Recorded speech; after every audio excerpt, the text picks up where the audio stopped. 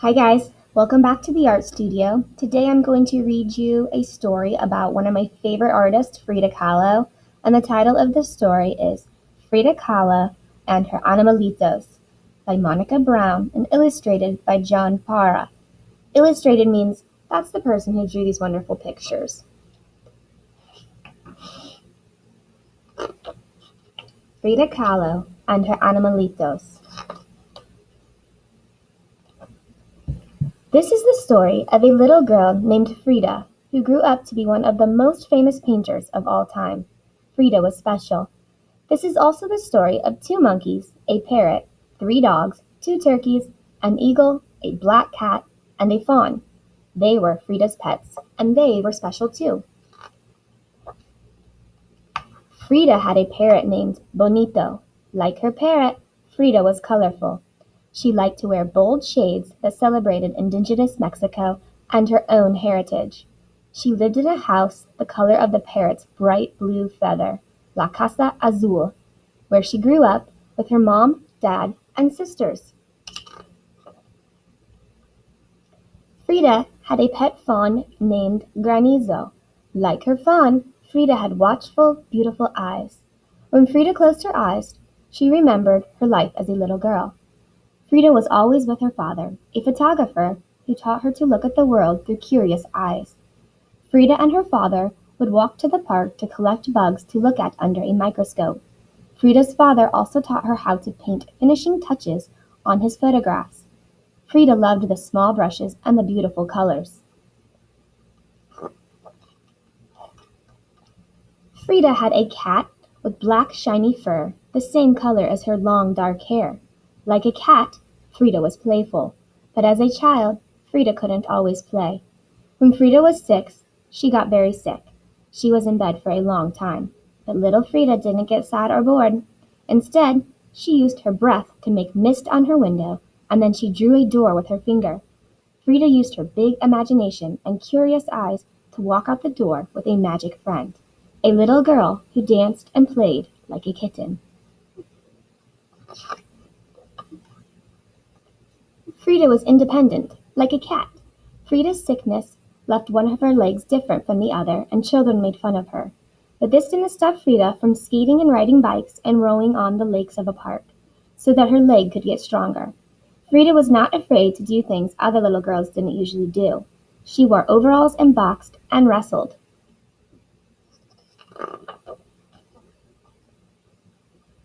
Frida had two spider monkeys, Fulang Chang and Cayomito de Gallo. Like her monkeys, Frida could be mischievous, even when she was a teenager. When Frida was 15, she went to a school called La Preparatoria and found a group of friends she loved. Like Frida, her friends were curious to learn all they could. Together they read and studied and argued and sometimes got in trouble. Wearing matching caps, they rode donkeys through the halls of La Preparatoria and set off firecrackers. Frida had an eagle named Gertrudis. Like her eagle, Frida's imagination could fly high. When Frida was 18, she was in a terrible accident, and once again she had to be in bed for many months. This time Frida didn't create a magic friend, she created art. Frida's mother made her a special easel and hung a mirror over her canopy bed so Frida could paint. Frida used her imagination and curious eyes to do just that. Feet, what do I need you for when I have wings to fly?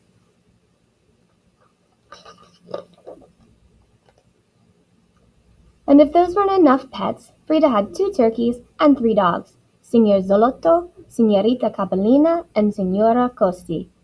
Frida's turkeys were intelligent and sensitive, just like herself. And like Frida, her dogs were warm and loving. When she was lonely or sad, she would wrap her arms around them and they would comfort her. Her Zolo dogs were the same breed that ran and hunted with the Aztecs thousands of years ago, and a reflection of Frida's heritage, of which she was very proud.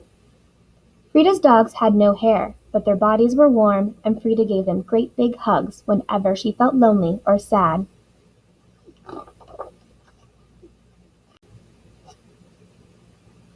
Frida's Animalitos were spirited and entertaining, just like Frida. When her two spider monkeys were being good, Frida would hold them like babies. When they were being mischievous, they would steal socks and fruit and leap through windows so no one could catch them. Her parrot, named Bonito, liked to snuggle under the covers while Frida took naps and would do tricks at the dinner table for pats of butter.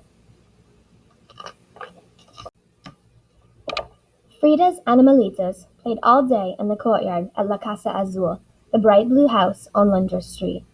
Her husband, Diego Rivera, even made the animals a pyramid to climb on so that her pets could roam freely.